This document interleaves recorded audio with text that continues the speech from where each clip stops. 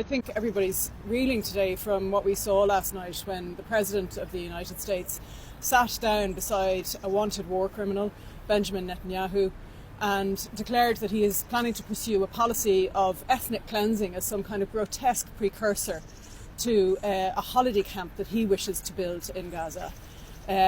We have to be so strong in our response. We are calling on Micheál Martin to summon the US ambassador. I appreciate that he's only just been appointed, but they have to reach out immediately and answer for this. We also want Micheál Martin to talk to us about any plans at EU level to coordinate a response to this incredible news. And finally, we must enact the Occupied Territories Bill.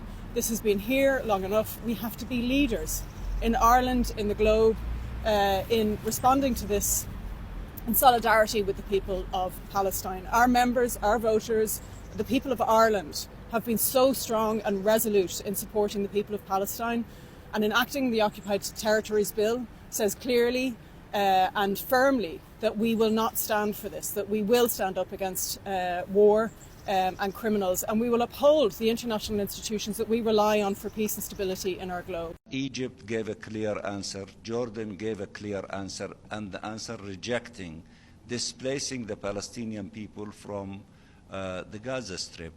And also the six ministers from Saudi Arabia, from Egypt, from Jordan, from Qatar, from United Arab Emirates and Palestine issued a statement just 2 days ago, not accepting and rejecting any notion of displacement of Palestinians of outside the Gaza Strip.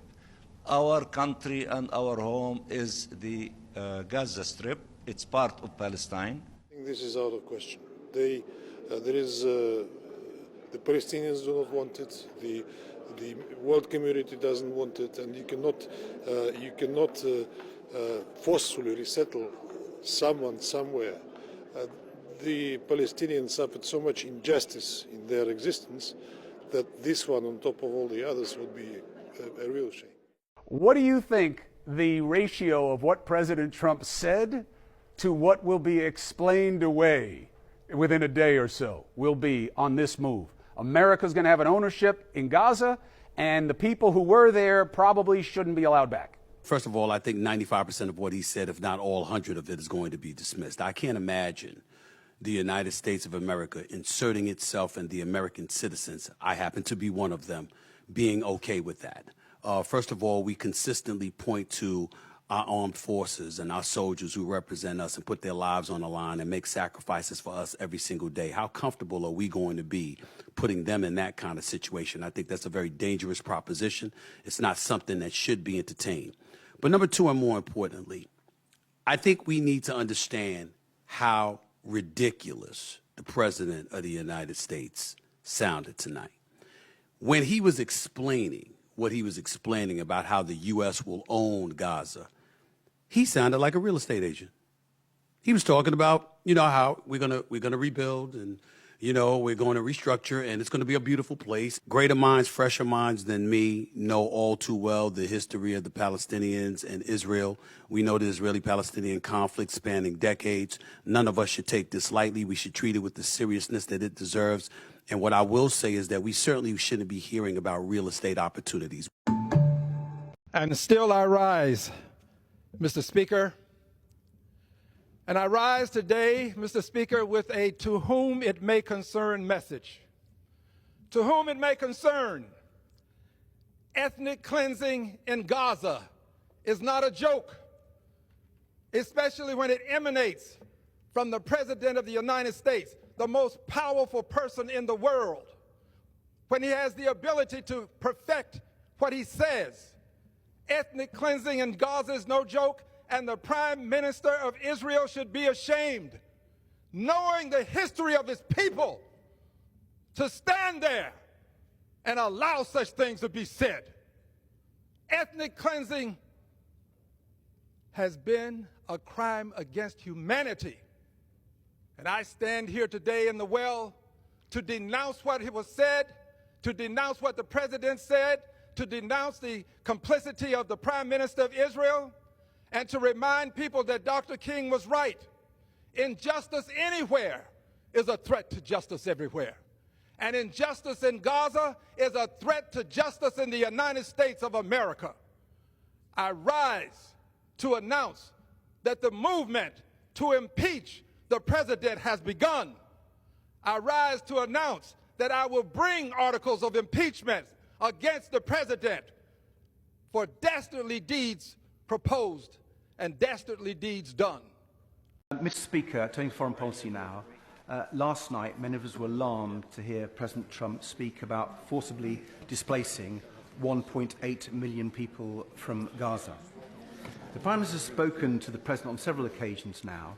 Does he personally believe that Trump recognises the dangers of statements like this to the fragile ceasefire in Gaza and indeed to the security of both Palestinians and Israelis?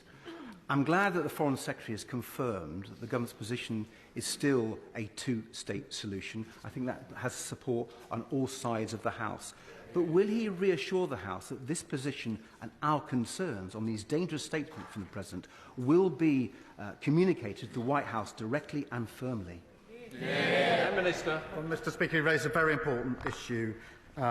The most important issue on the ceasefire is obviously sustained. We see it through the phases, and that means that the remaining hostages come out and the aid that's desperately needed gets into Gaza at speed and at the volumes that are needed. I have, from the last few weeks, two images fixed in my mind. The first is the image of Emily Damari reunited with her mother, which I found extremely moving. The second was the image of thousands of Palestinians walking, literally walking through the rubble to try to find their homes and their communities in Gaza. They must be allowed home. They must be allowed to rebuild, and we should be with them in that rebuild on the way to a two-state solution. The Palestinian people want their own land. They don't want to be moved all over the place to different parts of the Middle East. And none of the Middle East countries have expressed any interest in having any Palestinians in, much less large groups of them. Right.